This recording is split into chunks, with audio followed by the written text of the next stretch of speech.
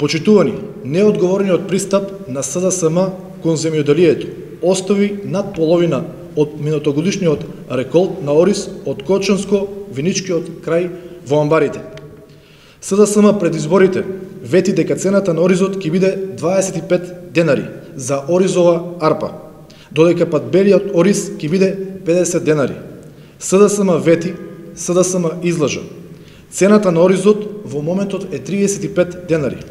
Ова беше уште една лага на СДСМ, само за да добијат глас повеќе на изборите и да седнат во фотелите.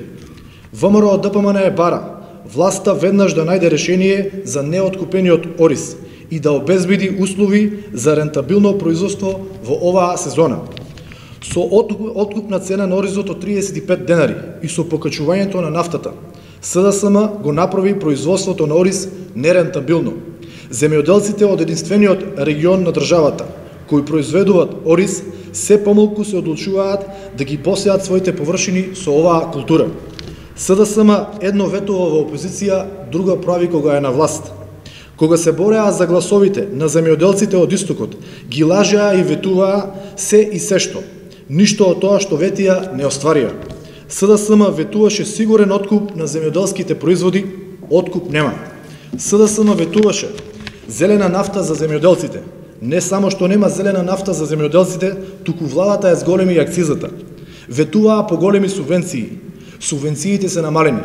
Зоран Заев дополнително им стави до знаење на земјоделците дека ако нема повисоко производство од минатата година, нема ни субвенции.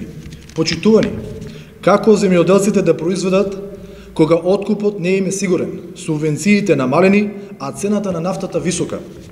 Оризопроизводителите во Кочанско-Виничкиот регион се со загрозена екзистенција, поради ниската откупна цена и покачената цена на нафтата, неизвестна е и престојната сеидба на оризот.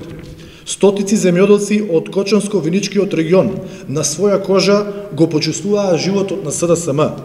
Негрижата на власта го уназади земјоделството.